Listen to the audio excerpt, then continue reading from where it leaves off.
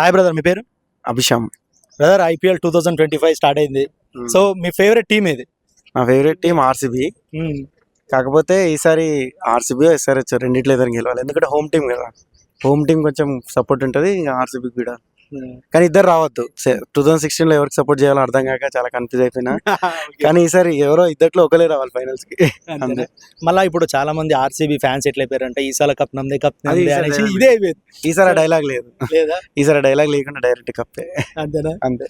So మళ్ళీ ఇప్పుడు SRH అంటున్నారు. సో ఎస్ఆర్హెచ్ ఈసారి టీం చాలా స్ట్రాంగ్ ఉందంటారా? స్ట్రాంగే ఉంది. ఇంకా ఇషాన్ కిషన్ కూడా యాడ్ అయింది కదా. లాస్ట్ టైం రాహుల్ త్రిపాఠి, అంటే త్రిపాఠితో కంపేర్ చేస్తే ఇషాన్ కిషన్ కొంచెం హిట్టింగ్ బాగా చేస్తాడు. ఇంకా స్ట్రాంగ్ అయింది, ఇంకా గట్టిగా సో అయింది. మహమ్మద్ షమి వచ్చిండు. మహమ్మద్ షమి అవును. టీం చాలా గట్టిగా ఉంది. భువనేశ్వర్ ఉన్నాడు, new bowling. Sorry okay sorry, అదే షామి ఉన్నాడు, కమిన్స్ ఉన్నాడు.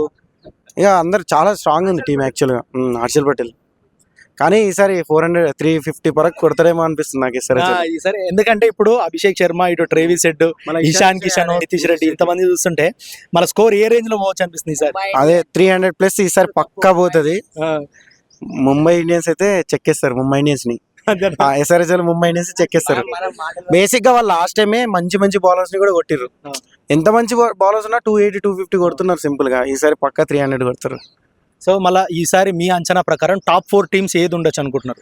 అంచనా ప్రకారం కేకేఆర్ ఉంటుంది, ఆర్సీబీ ఉంటుంది, ఎస్ఆర్హెచ్ ఉంటుంది, ఇంకోటి రాజస్థాన్ ఉండొచ్చు, లేకపోతే ఢిల్లీ ఉంటుంది. అంతే.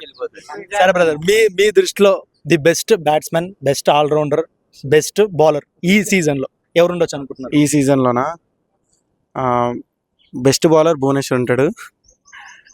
బెస్ట్ బ్యాట్స్మెన్ ఇంకా తెలిసిందే కదా, విరాట్ కోహ్లీ. ఆల్రౌండర్ అంటే హార్దిక్ పాండ్యా. అంతే. Okay bro, thank you.